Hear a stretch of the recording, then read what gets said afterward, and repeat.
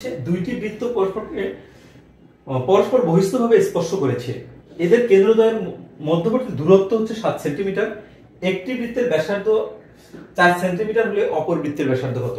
এটা আসলে এমনিতেই বোঝা যাবে না, যদি আমি চিত্র দিয়ে আর্ট করি তাহলে ইজিলি বুঝতে পারবেন।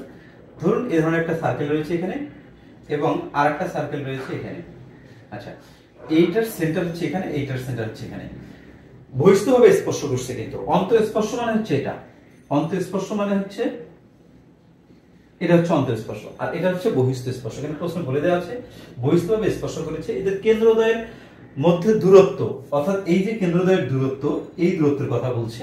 এই ডিসটেন্সটা হচ্ছে আমাদের কত? 7 সেন্টিমিটার, 7 সিএম।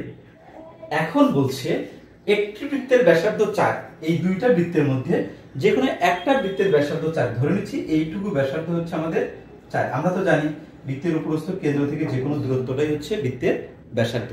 কারণ এইটুকু হচ্ছে আমাদের 4। এখানে বলে দিয়েছে যে কোনো একটি বৃত্তের ব্যাসার্ধ 4, আমি বড়টা 4 ধরেছি। হলে অপর বৃত্তের ব্যাসার্ধ কত? তাহলে এই দুইটা দেখুন, দুইটা দৈর্ঘ্য যদি, দুইটা সমষ্টি যদি আমাদের 7 হয়, এইটুকু যদি 4 হয়, তাহলে আমাদের এইটুকু কত? অবশ্যই 3, কারণ এই দুটো যোগ করলে কিন্তু আমাদের 7 হবে। তো আমরা কিন্তু এখান থেকে স্পষ্ট বুঝতে পারি যে আসলে অপর বৃত্তের ব্যাসার্ধ হচ্ছে আমাদের 3 সেন্টিমিটার।